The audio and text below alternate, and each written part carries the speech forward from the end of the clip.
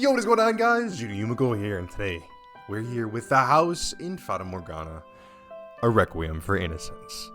Now, I forget if this is a direct follow-up to the previous game or if it's like a complete spin-off. It's been a while since I bought and downloaded this. But anyways, real quick, before we get into this, I do want to let you guys know I am going to be coming out with more Shell Inferno. I want to get the actual ending for that one. And also with that, there's going to be what do you call it? Well, yeah, I just want to get the real ending for that game. Obviously, we're going to be pushing out some more Before Crime After Days. Things have kind of calmed down in terms of my schedule, so I have some more availability to actually sit down and record these videos. Oh my god. Okay, without further ado, let's jump right into it. Main episode of Requiem for Innocence. We have Jacopo and Morgana there. So, if you haven't seen the first game that we played through, go and check that out because that is very much worth the time and effort.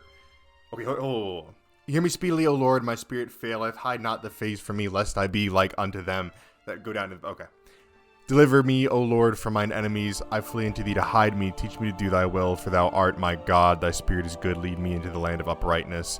Quicken me, O Lord, for thy name's sake, for the righteousness' sake. Bring my soul out of trouble, and of thy mercy cut off mine enemies, and destroy all them that afflict my soul. For I am thy servant. Wow. Psalms 143, 7-12.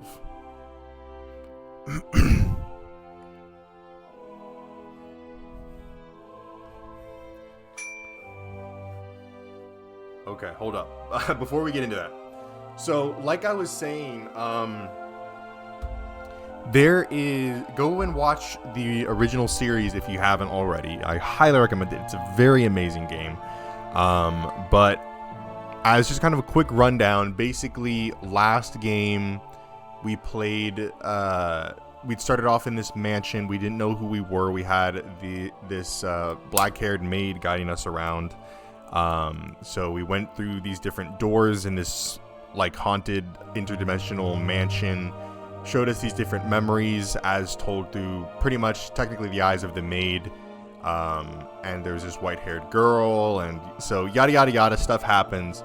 Ultimately, there was a witch named Morgana who had cursed these, I think, 3 or 4 guys because they had basically wronged her. And I mean, they seriously fucking wronged her. Like, it wasn't like a, oh yeah, he cheated on me. Like, no, they did some horrific fucking stuff to her. So she cursed them, and so for basically multiple lifetimes they were being drawn back to this mansion and put through all kinds of horrors and trauma and torture.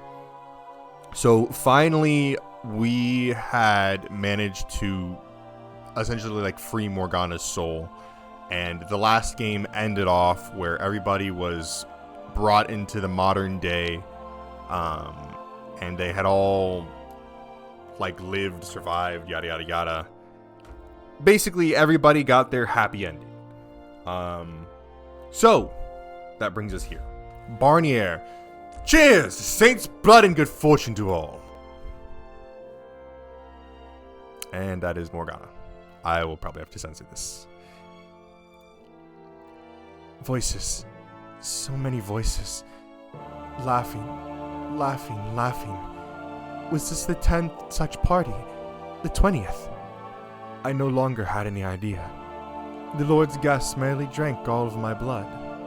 My father had not blessed me with his miracle, so wealthy nobles could fill their goblets with it. My blood was for the poor, for the infirm and destitute. Why am I here? Why am I not doing my father's work? With each passing moment, my body grew colder and colder. while a mad, fiery fervor spread amongst the partygoers. Father, it hurts. My soul hurt far more than my body. It felt like it was cracked in a dozen places, about to shatter. Again and again I told myself it was just a trial, that God was simply testing me, but I didn't think I could bear it much longer. A horrible black miasma spilled from the wounds of my flesh, filling the room. It was probably an illusion, something only I could see. The miasma soon began consuming my spirit.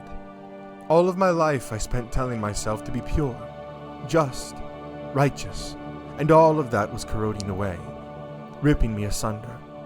Father, O Lord, of thy mercy, cut off mine enemies, and destroy all of them that afflict my soul. For I am thy servant. I am thy servant. Please, O Father, deliver unto these sinners thy holy judgment. Cast them down into the depths of hell, for the sins they would commit against thy faithful servant. Disguised as a prayer, I cursed them. For the first time in my life, I wished someone ill. I did what a saint, the daughter of God, must never do, and in that moment I committed a sin greater than anyone else in that room. The girl! Look at her face! I began to hear panicked voices rising up around the hall. However, I was completely oblivious to the cause of unrest. In fact, I assumed that perhaps God had heard my wish and struck down some of the partygoers.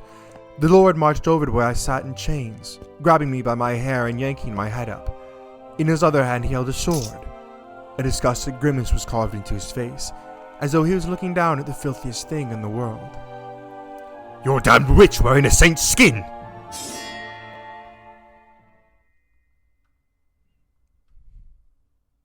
So Barnier is Jacopo, by the way. Oh, there he is. This is worse than I expected. The stench of rotting flesh hung in the air. Corpses were strewn about the room in varying states of decay. Blood pooled on the floor, black and thick as mud. An eyeball hung loose from one body, half decomposed and about as much as a liquid as it was a solid. On many, white bone was visible through patches of flesh that had rotted away entirely. Some had been worked to death. Others died of any number of diseases, and they were the lucky ones.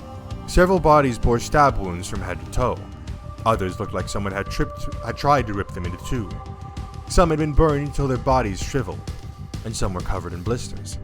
There was no shortage of people who had obviously been tortured, though the man on the other end of the torture, the Lord Barnier, thought of it as more of a leisure activity. The Lord was spoken of in whispers as the second coming of the great tyrant of old, though it wasn't until I snuck into his manor and saw it for myself that I truly understood how accurate that was. He was a damned psychopath. Yeah, so remember, Jacopo, and again, this is going to be a playthrough filled with a lot of spoilers for the original game, so please, if you haven't seen the original game, go back and watch my playthrough on it. I highly, highly recommend it, and it's going to bring a lot of things of this game into context.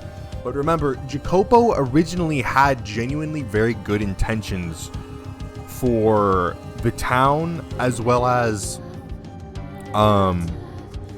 for Morgana. Because if I remember correctly, he actually basically he had grown up poor in a prostitute house where he had met Morgana when he was young.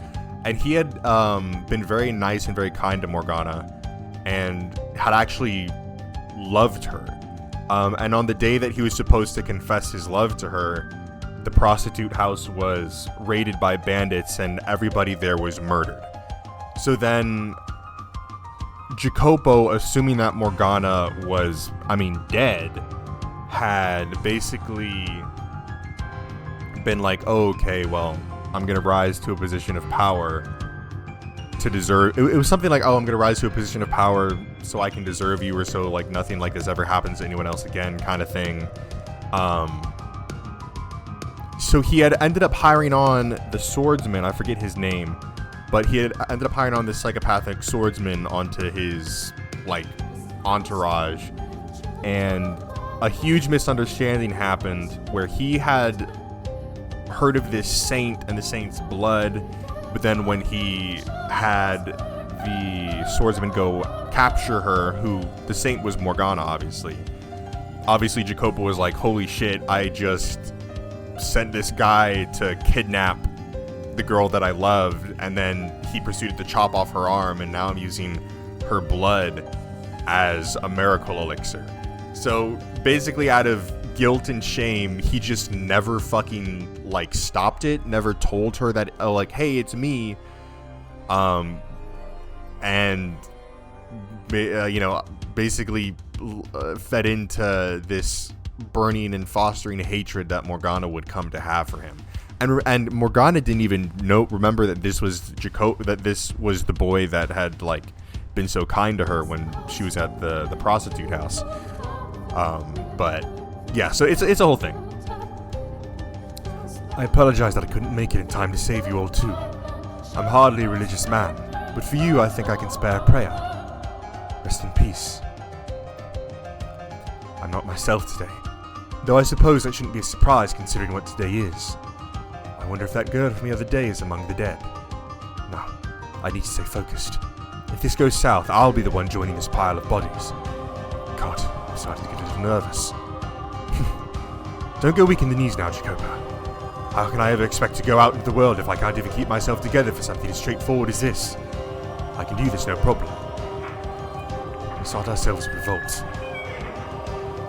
So this is going to be how he came into power.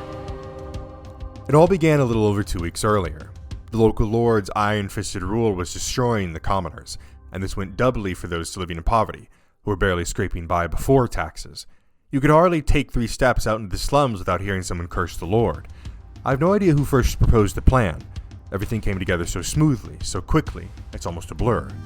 What started as the everyday litany of complaints hurled back and forth between the usual crew of young, indignant men in the pub soon escalated, ballooning into a full-fledged plot to strike back. He treats us like dog shit! We're the ones working his goddamn land! Let's give the bastard what's coming! Over the next few days, word of the plot spread through the slums, and the number of volunteers grew at an impressive pace. And the more people we had on board, the more realistic it all started to become. While the original plan amounted to charging in headlong with whatever weapons we could scrounge together, it quickly evolved into a more sensible scheme to infiltrate the Lord's manor and free his slaves. It was no secret that the Lord was purchasing far more slaves than he should have any reasonable use for. What we didn't know was what he did with the slaves, that the banquets he so loved to throw were actually sick, sadistic torture parties. The best we could do was infer their living conditions were less than ideal from the fact that the Lord kept acquiring more. And while the plan to free the Lord's slaves was undeniably rooted in a righteous desire, I'd be lying if I said everyone's intentions were so pure. We wanted to right an injustice, absolutely, but the prevailing desire was for vengeance, to give the Lord a little comeuppance. Part of it was also calculated, that it would be advantageous for it to look like a slave revolt rather than a civilian uprising. If we struck from the outside, we were liable to bring the Lord's wrath down upon more than just the handful of us involved. But if the blow came from the inside, he couldn't blame us. Secondly, the Lord's mansion sat atop a hill, which meant his soldiers had the advantage of terrain. It would be nigh impossible for a land of lowly, ill-equipped peasants to break through his defenses, and we certainly didn't have the money to hire mercenaries. No amount of righteous anger would get us anywhere near that manor. On the other hand, quietly getting one person inside to stir the pot was far more feasible. So ultimately, freeing the slaves was a means to an end. It was our best chance to deal the Lord a real blow. Real quick, I'm starting to remember a lot more now. I think the misunderstanding with Jacopo and Morgana was that this previous Lord. No, yeah, that was it, right? It was that the previous Lord had done all this horrible stuff to her. The slave revolt happened, and that's when Morgana was... Okay, it's all coming together. So, Morgana was kicked out of her village and sold off to the Lord. So this is the old Lord. So what we're seeing now is when Jacopo comes in, starts the slave revolt, and saves Morgana from this Lord, right? So then Jacopo and Morgana go to the prostitute house, the brothel, where they live for a little while, lovey-dovey, yada yada yada. Then the brothel is attacked by bandits. Pretty much all of them are killed, and Morgana is then brought... Oh no, she's just like left alone, isn't she? She's like I do think that she escaped, but I think the only reason she escaped was because she wasn't there at the time.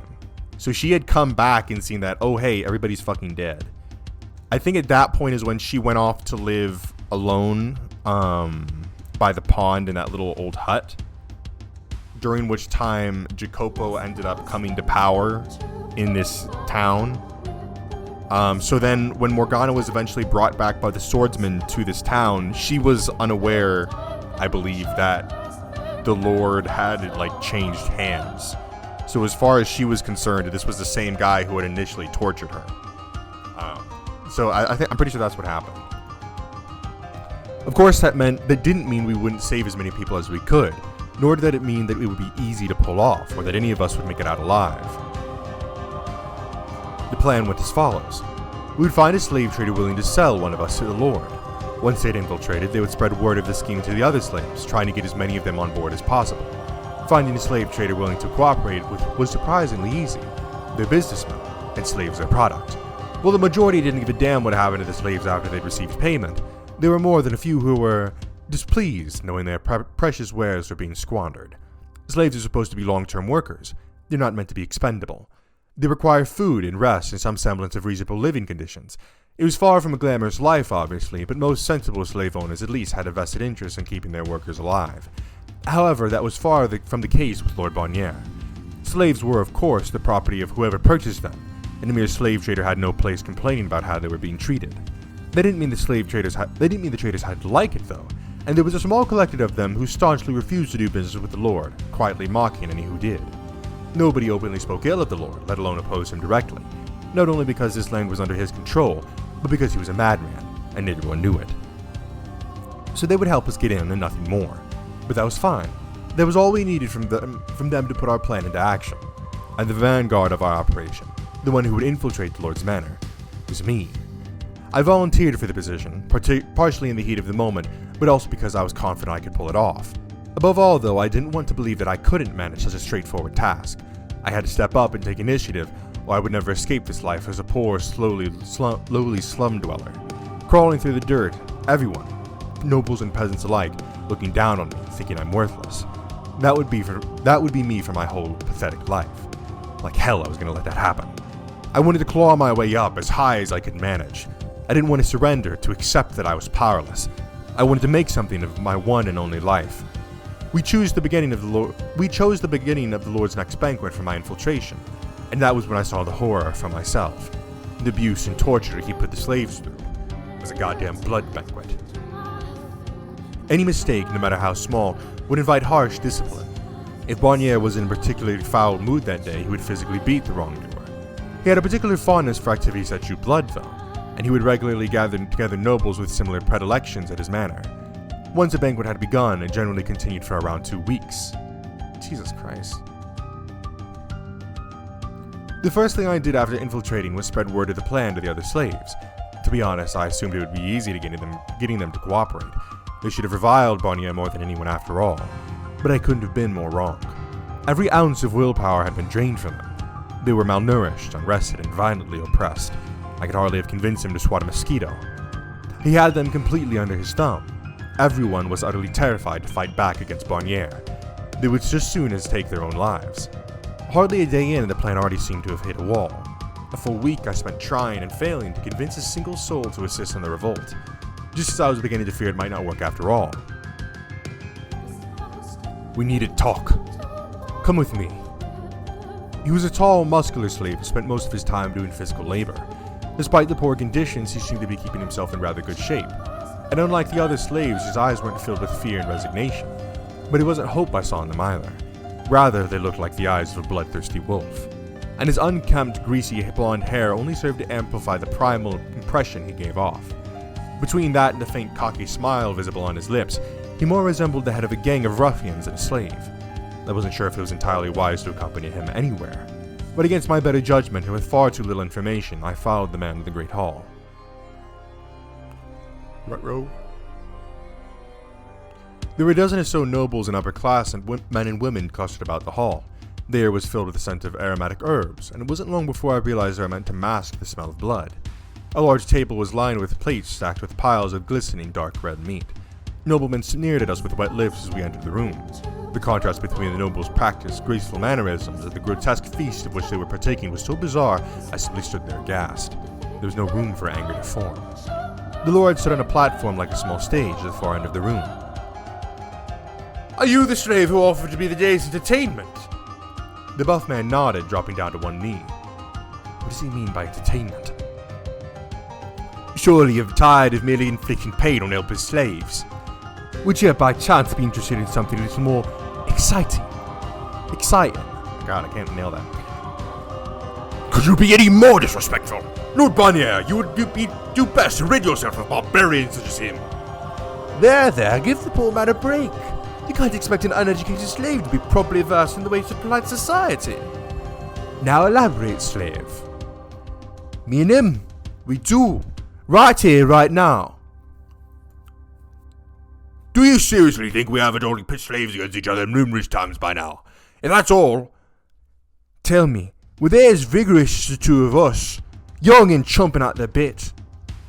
Well, if all you want to see is a couple half-dead slaves limply flailing at each other, then help yourselves.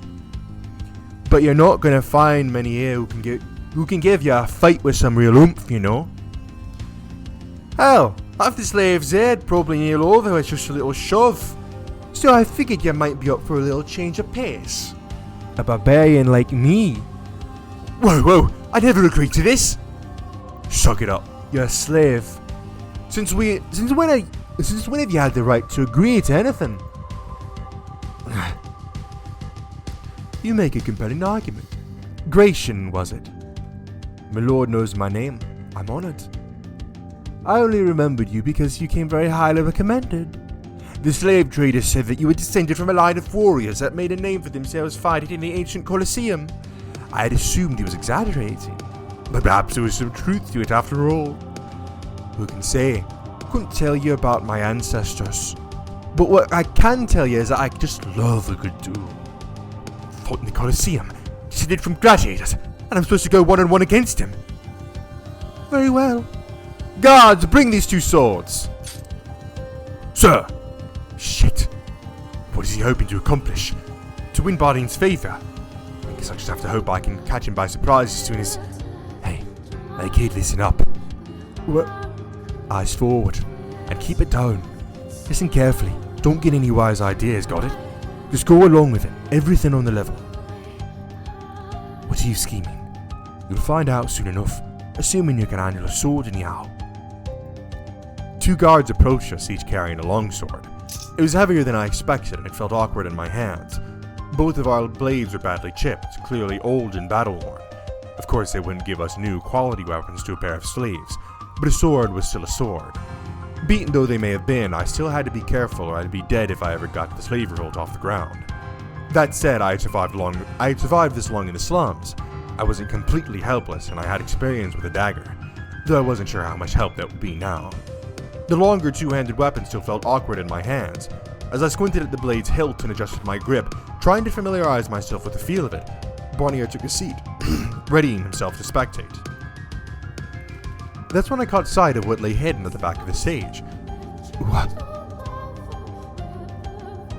I stood there staring agape, completely forgetting I was but moments from a duel with a man twice my size. At the back of the stage was what looked like an altar, draped in a thick white sheet, and stained red. Atop it sat a young girl covered in gashes. Her head was drooped so I couldn't see her face, but judging from her size I didn't think she could be any more than 10 years of age. Some wounds were older and had already scabbed over. Some were swollen, bright red protrusions on her pale skin. Some were oozing pus, and others were so fresh they were still bleeding. It was different to find a part of her body that wasn't cut. Hey! What do you think you're doing to that girl? I don't care who you are, no one deserves that!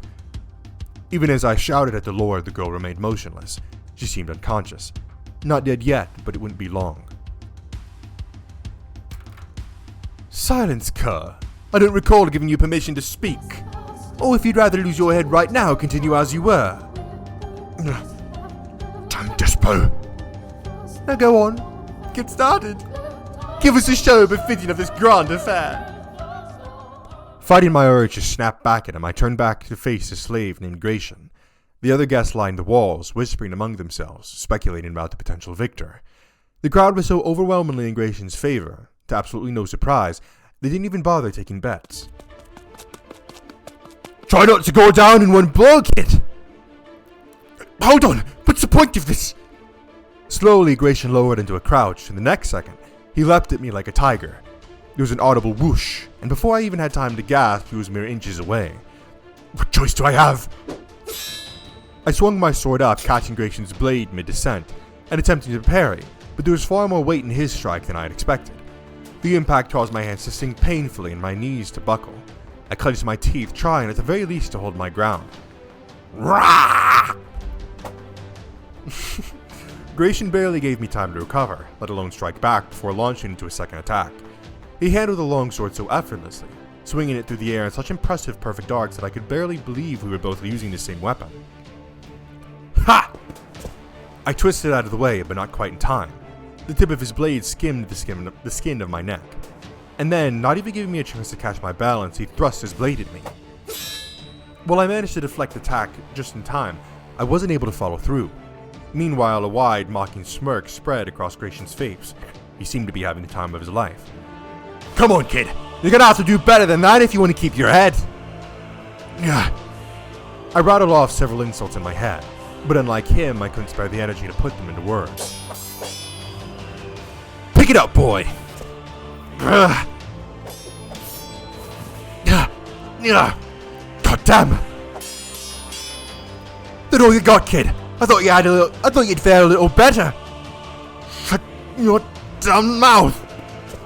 I was stuck on the defensive, and with every strike, he pushed me farther and farther back. I was almost up against the wall. I thought he said this was part of some plan. Was he just trying to get me to let my guard down? He's conspiring with the Lord, he must be. Why challenge me to a duel there? Did someone spill word of the plan to him? Come on! Give me your best shot, boy!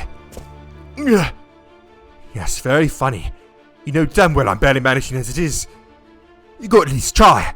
Don't want to put your audience to sleep now, do we? Even the bones in my forearms are starting to sting. I don't know how much longer I can keep this up.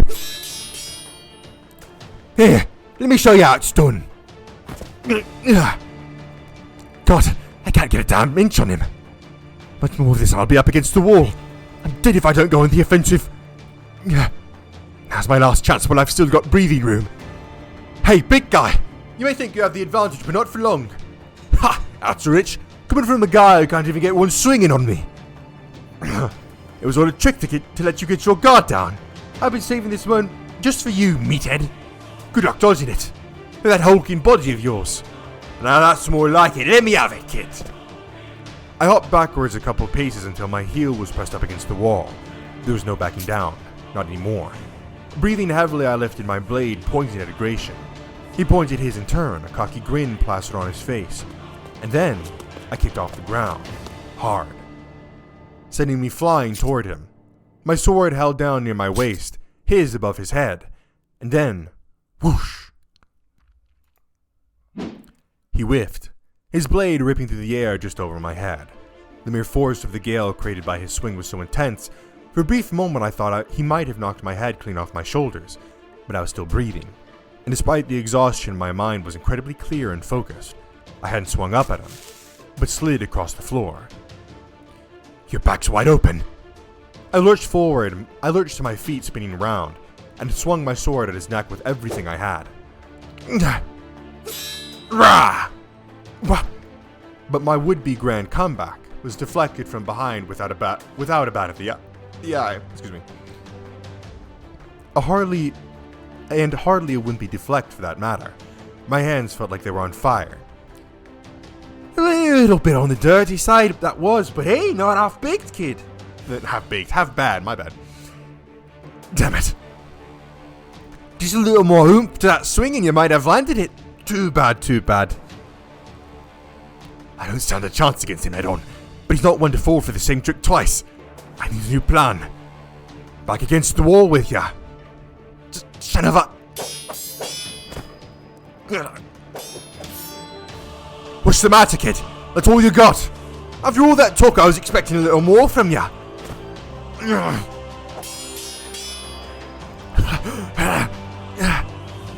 He's got me completely under his thumb. I'm dead if I don't do something, but I can barely lift my arms anymore.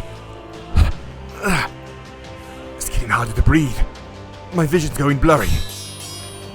I can't die yet. Not here. Not now, and not to this damn brute. There has to be something. An opening, I'm not seeing anything. Some way to turn the tables. Am I imagining it? Was it I reacted that quicker than usual? Is he doing what I think he's doing? Patterns were forming in my head. I'd been through this routine so many times now my body instinctively knew what came next.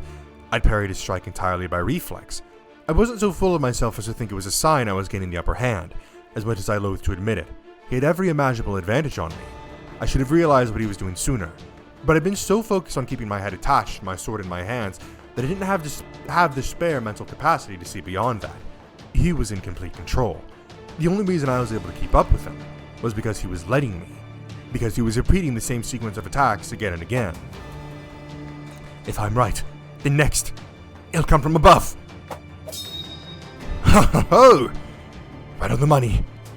A clang like the pealing of a bell echoed through the hall as our blades collided. It was a much cleaner, more satisfying sound than they had made when I was struggling to keep up.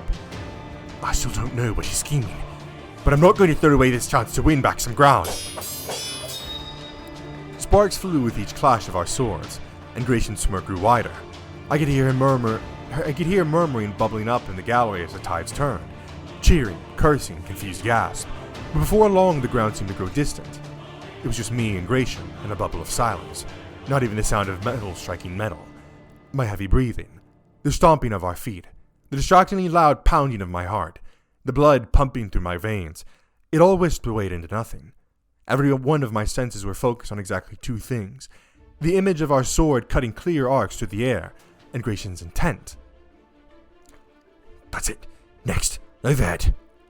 He whispered so quietly that by all means I could never have heard it, but his intentions came through loud and clear. As if being controlled by that voice, I swung my sword down.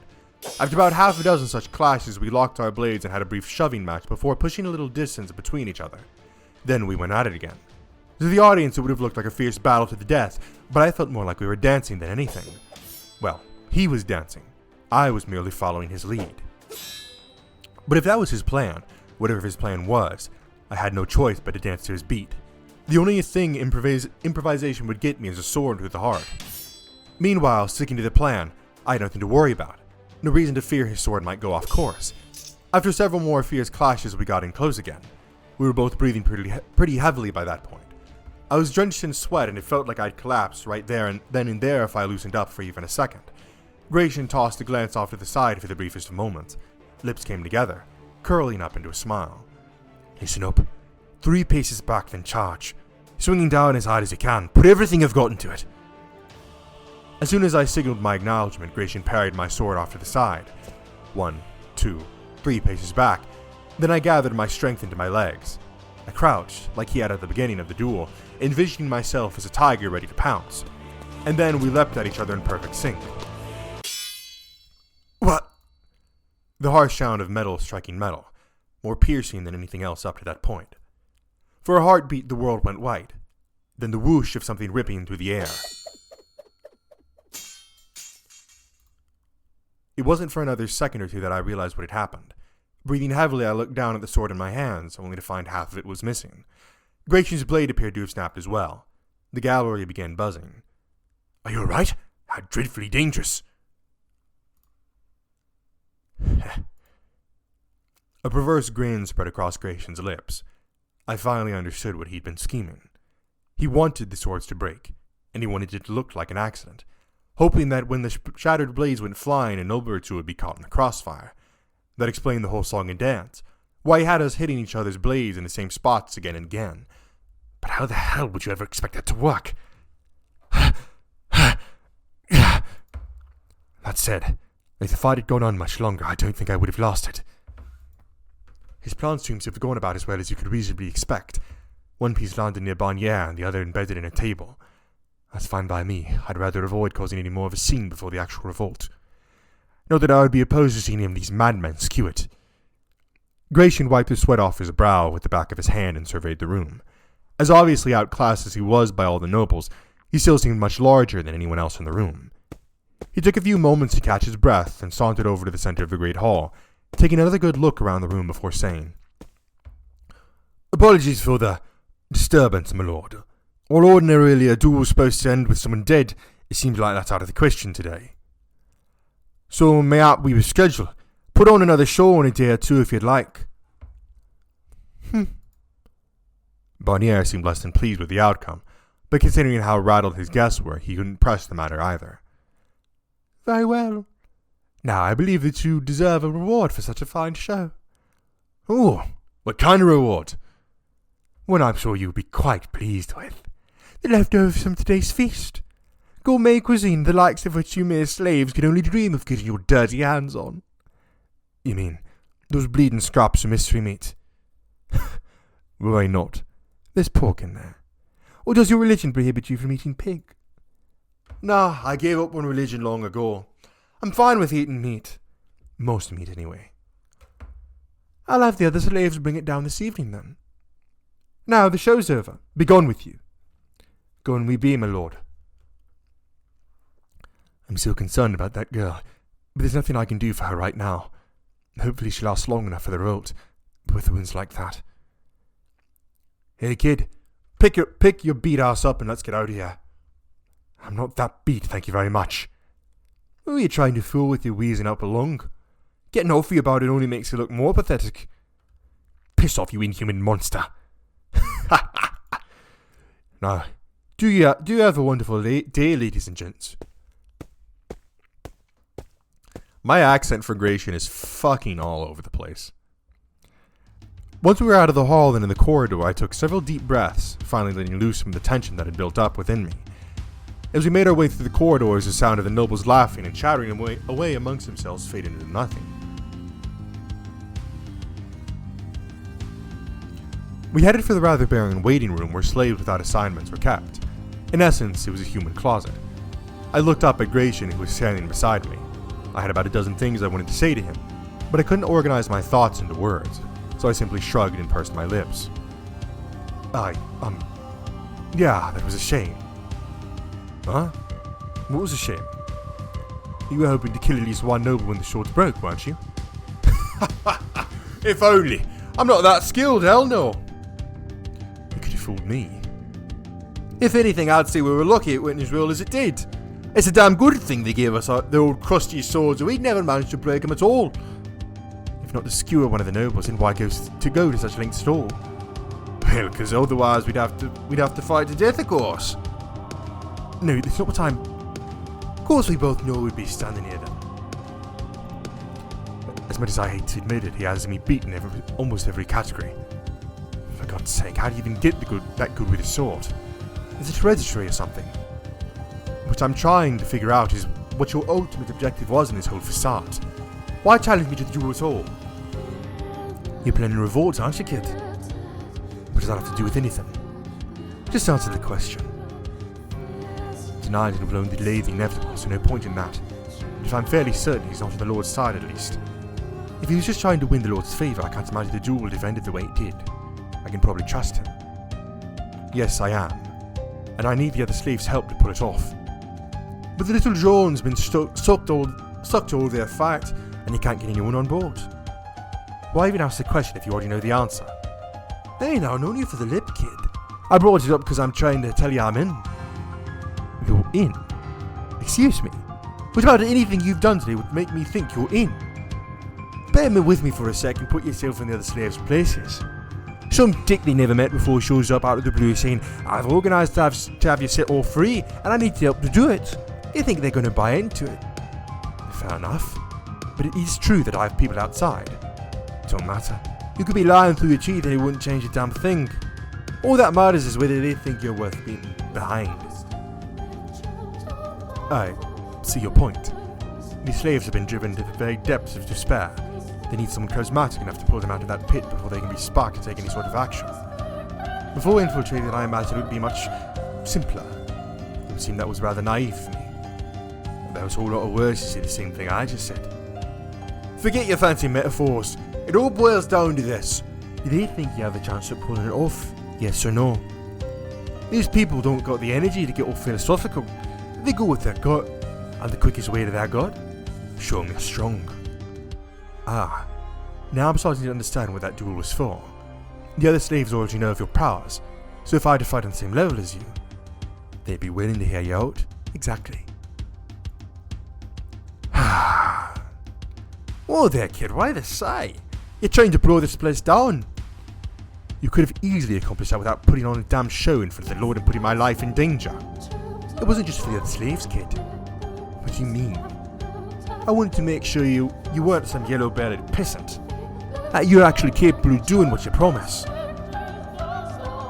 And now that I know you got some semi-functional spine, and I'm willing to help out with the revolt. Semi-functional, huh? Well, I'm glad I didn't disappoint you then. Given my performance back there, I couldn't blame you if you condemned me beyond hope. Give yourself a little more credit, kid. Well, I'm pretty sure the stories about my ancestors being gladiators is exaggerated. I did participate in a few death games myself back before I ended up here. You should consider a badge of honor that you fought a brute like me and live to tell the tale. I was under the impression that the church put an end to gladiatorial games. Ah, right. It went underground. The rules may have changed, but not the people.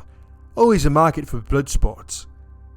Then, yada yada, I got sold to the Lord, and here I am. That probably explains what he meant when he said he'd given up on religion. So what's your story, kid?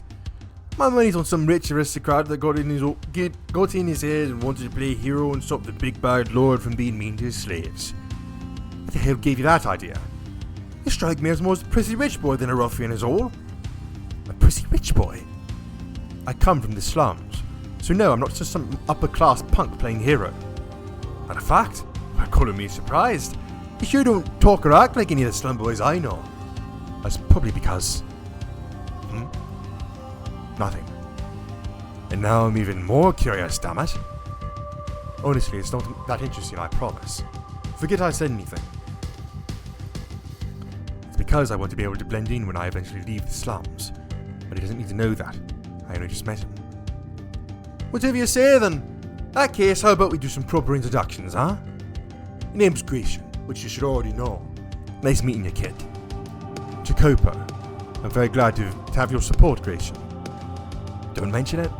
I've been wanting to make the scumbags eat dirt myself, and this is the perfect chance. Alright, one more thing I wanted to ask. What? How old are you?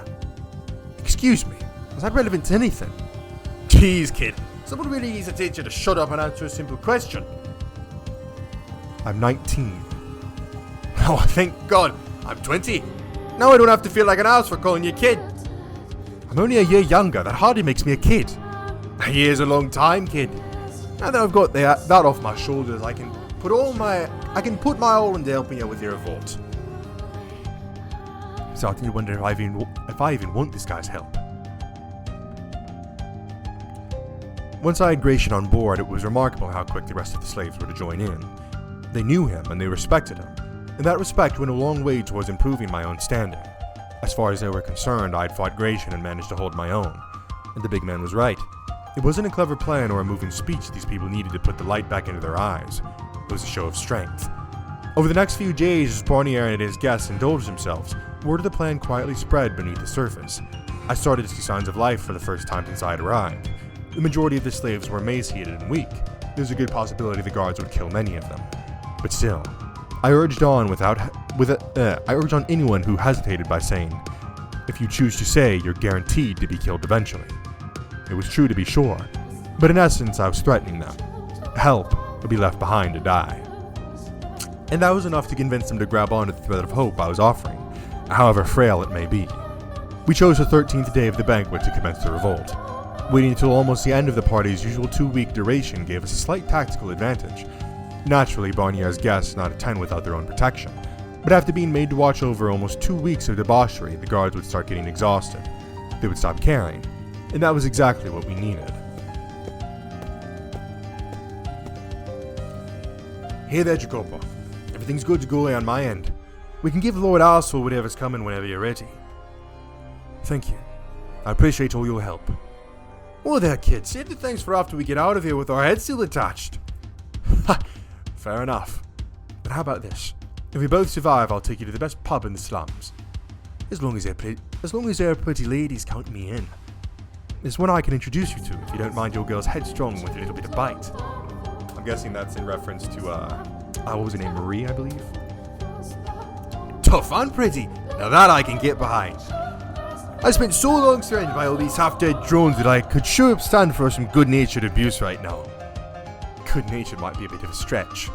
Rub it the wrong way and you'll find yourself short a pair of jewels. I think I'll pass on that one then. I don't care how much of a look she is. I ain't ready for her to be my last. How about this then? I tell you what I'm looking. How about this then? I tell you what I'm looking for, and you have someone picked out for me by the time this is all over. Flexible on the looks, but slender and short are a must. Meter girls aren't really my type. Blonde hair and blue eyes are a must, but it ain't a deal breaker. And I like him a bit, and I like him to be a bit. Fuck, I can't speak. Just slow down there. You've got your head way too far in the clouds if you think you're going to find your ideal wife at a brothel in the slums. Hey now, how do you expect me to get this? How do you expect me to give this my all without something to look forward to on the other side? I suppose it is a decent motivator. See? You get me. Now, on to business. You ready to do this? I've been ready, kid. Just waiting for the word. That's about as good an answer as I could have hoped for. Before we begin, I want to go over the plan one last time. After you've secured the weapons from the armory, you take command of the other slaves and go open the gates. While you're doing that, I'll signal my people outside and cause a diversion. As long as they don't make too much noise, the Lord and the other nobles shouldn't realise anything is amiss until we're on top of them. As soon as the gates are open, you head for the Great Hall where we'll rendezvous. We crash the party, and while the Lord and his friends are distracted, my people will lead the slaves to safety. And then we swipe up all the shiny things we can carry and get our asses the high hell out here. Right, can't forget the valuables. Huzzah! I'm getting all sorts of fired up. Don't you trip and fall on some guard's sword before we even get to start all the fun, you hear me? Same to you. Well then, let's get going. May fate be on our side.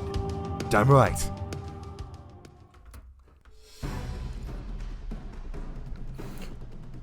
Hey, what do you think you're doing?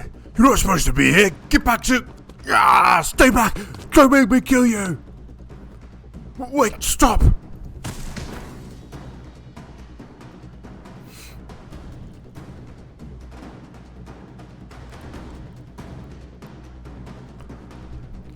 You're up.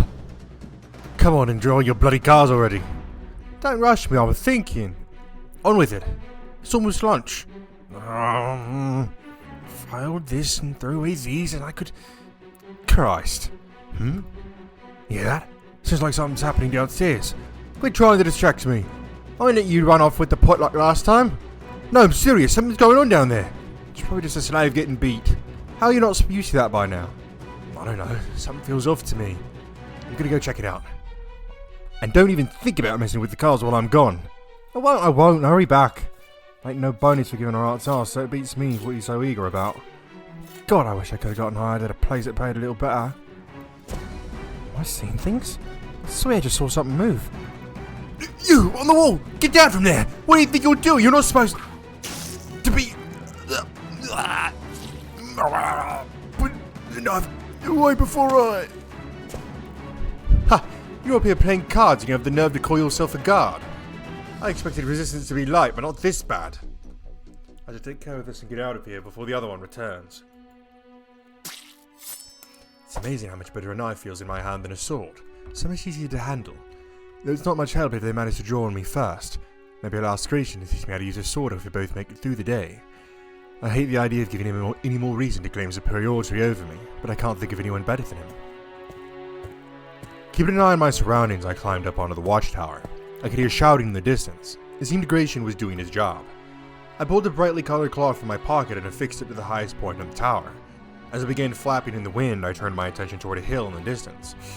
A group of tiny dots emerged from behind a rock formation heading this way. I let out a sigh of relief. Next up, time to make some noise.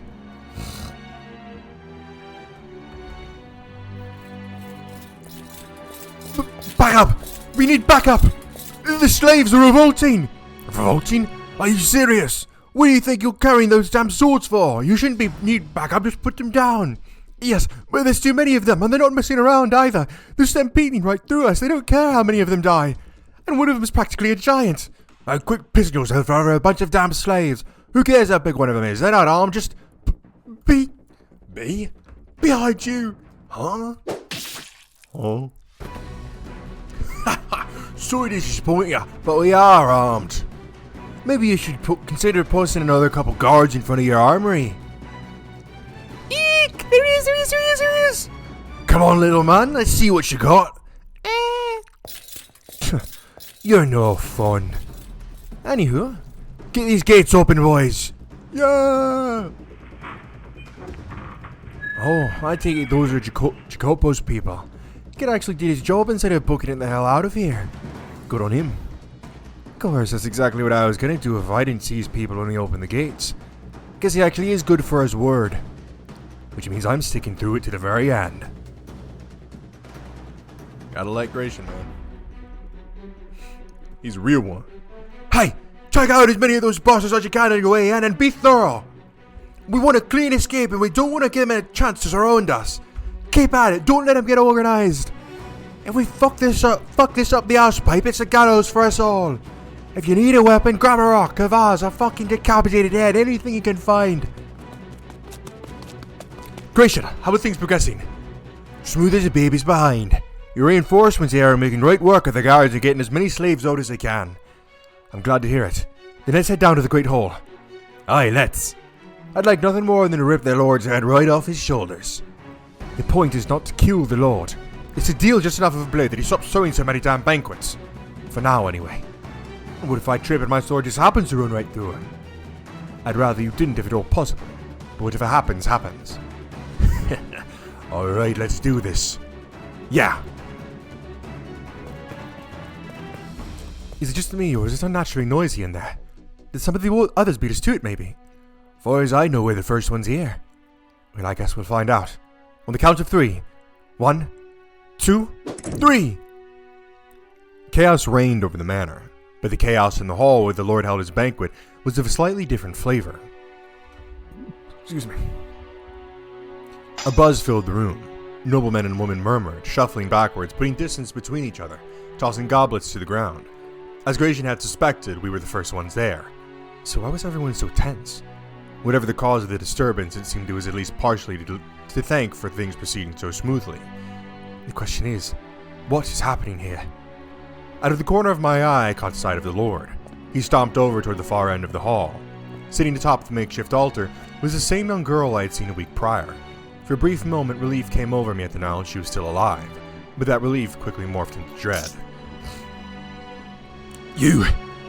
He unlocked the shackles binding the girl.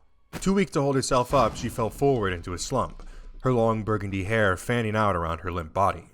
And then... You're a damn witch by the saint's skin! The Lord raised his sword high above his head. Gratian, I'll be borrowing that! What? Aye! You little son of a... What? I hurled Gratian's longsword for the Lord, knocking his blade from his hand. The two swords rattled to the ground. I tossed my gaze to the girl for a split second. She was very clearly out of it, but she seemed to be breathing. Finally, realizing a pair of slaves had just burst in on them, the nobles' panic swelled and one of them started shouting for the guards. Well, fuck me sideways. There goes any chance we had a surprise attack. Damn it all. I made the perfect distraction too. Ah, the hell with it. Get in here, boys. Yeah. Wait a sec. I need my sword first. The next second, the room was enveloped in a cacophony of shouting and screaming and clanging. Most of the nobles carried swords, but very few of them actually seemed to have any idea how to use them, the majority scrambling for the back exit. You insolent worm! Who do you think I am? But your lord is a slighted god! Ever the cocky bastard I see. Tell me, do you have any idea what's happening right now? Silence, Car! You will regret ever defying me! Ha! Nothing more original, you third-rate fairy-tale villain! I was the one who said the Lord's death was not part of the plan, yet there I was going straight for him. Gratian was absolutely right. The Lord had been distracted with the girl when we arrived, but I had thrown that advantage away. I'd seen God knows how many slaves killed in hardly 2 weeks' time. Adding another body to the pile shouldn't have fazed me one bit. Logically, there was no reason for me to care, but I couldn't just leave her. And of course, now that I'd picked a fight with the Lord, I had no choice but to follow through to the very end. I dashed for the Lord, scooping up one of the dropped swords and swinging it down on him. Ugh. But my blade cut through nothing but air. I'd assumed he would be a pushover, another noble obsessed with money and power and helpless to defend himself, so there was no hiding the look of shock on my face. Damn, he can move! Bonnier slid out of range, swiping the remaining sword off the ground and whipping it through the air with practiced grace. Perhaps you should have saved the snide yapping for when you have this skill to back it up, insignificant cur. Ha! We'll see if you still feel the same way when I'm through with you. I closed the gap. We clashed. He swung, I parried. Steel and steel ripped through the hot air. Our blades locked. What are you hoping to accomplish with this revolt? What's your endgame? My endgame? To get out of this hellhole and be free from slavery once and for all. I have my doubts about whether you ever were a slave at all. But no matter. Why attack me? What do you care about the girl? What do you have to gain from saving her? He's right. I have nothing to gain from rescuing the girl. All I've accomplished is making this whole process needlessly messy. That said, do I need to have something to gain? Are you saying I should just sit back and watch as you murder an innocent little girl? I was angry and I thought I'd do something about it. Nothing more, nothing less. Is it that hard to understand? Nothing more than a childish hero complex. Just the art I would expect from a foolish little boy with his head in the clouds. Excuse me. You're a puny worm, powerless to truly save anyone. You merely want to help the girl so you can pat yourself on the back and pretend you did a good deed. You simply want an excuse to be proud of your worthless self. Look at her. The girl's hardly even breathing. She'll be dead soon enough with or without my help.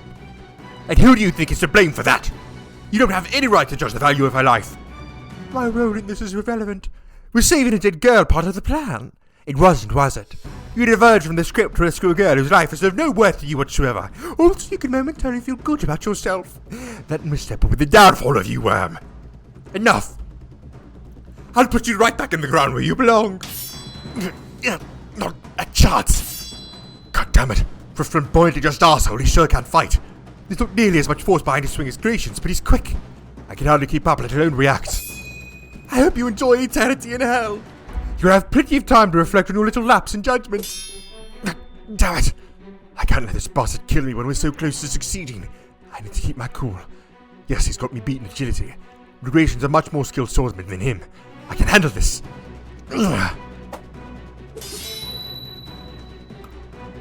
Sheer determination can only mask a lack of skill for so long, boy. Look at yourself. You're out of breath. That sword you're flailing around is getting heavier and heavier. Shut your mouth, damn it. I've hardly even broken a sweat. I will. I swear to God I will have your head.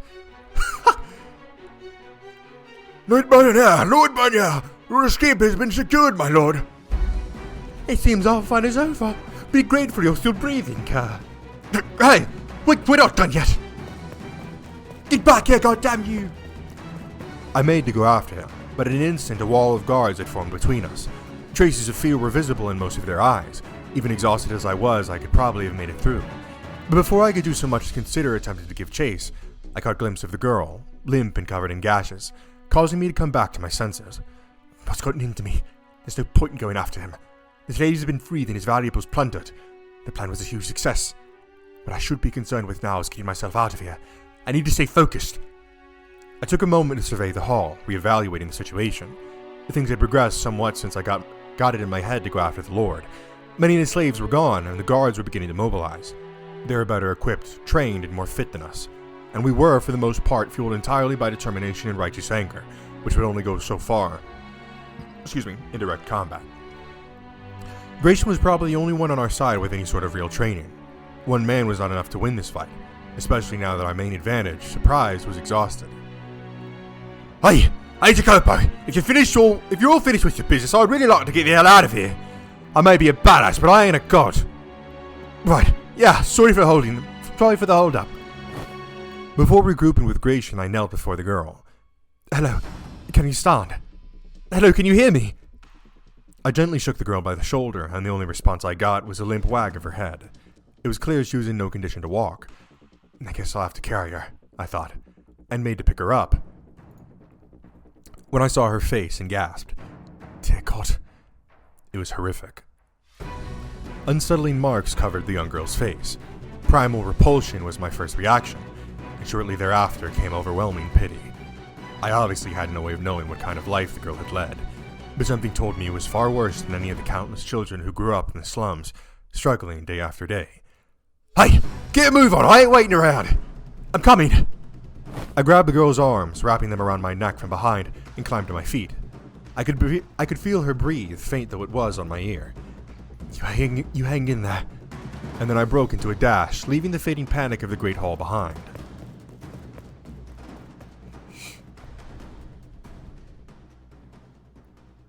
Damn.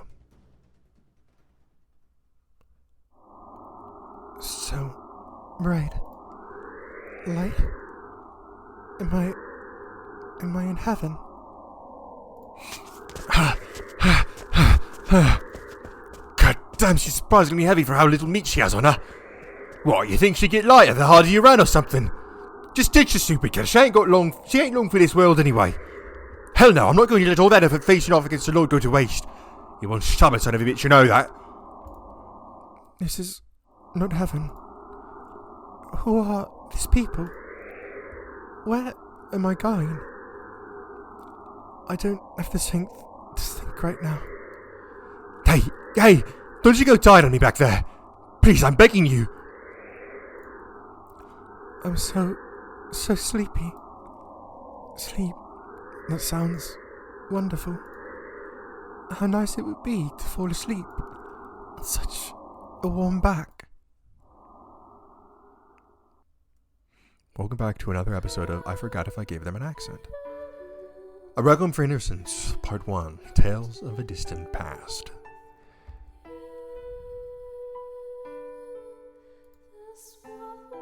Alright.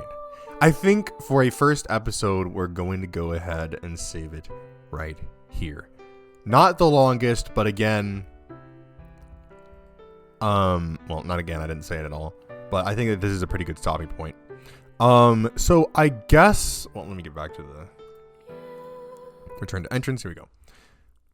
So obviously, I mean, you know, you can obviously tell from the cover bit here, this is going to be about... This is going to more deeply delve into Morgana and Jacopo's relationship, because like they are like a thing, right? We already got to know about Michael and Giselle, so now we're learning about Morgana and Jacopo.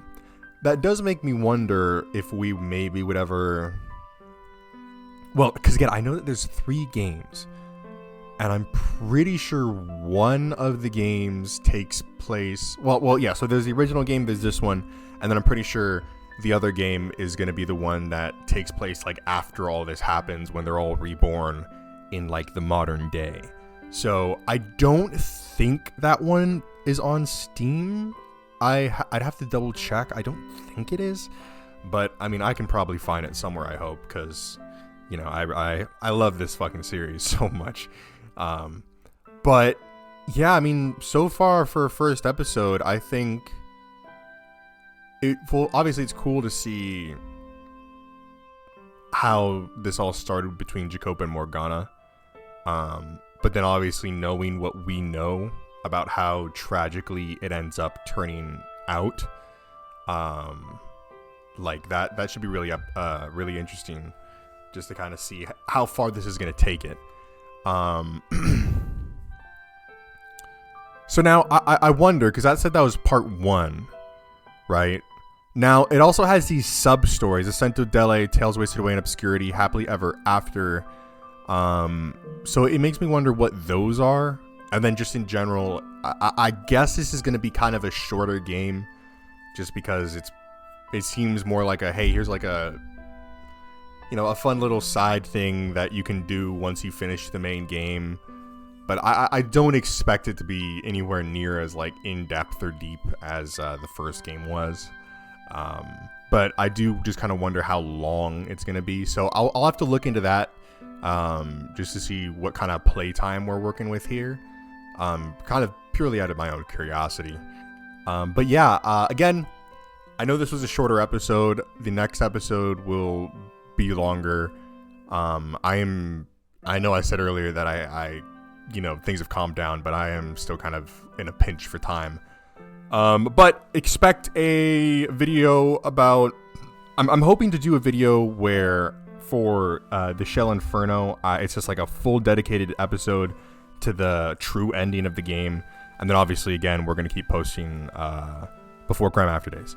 So, we also started Until Then as well. So we got a lot of stuff to do. Okay. Thank you guys so much for watching. I hope you guys enjoyed. If you did, make sure to leave a like on the video and tell me in the comment section below what you'd like to see me play next. If you enjoyed this video or any other videos or series on my channel, then I highly recommend that you hit the subscribe button and turn on post notifications so you can be notified when one of those videos comes out. I just stumbled over so many of those words. But yeah, that's it from me, and I'll see you in the next one.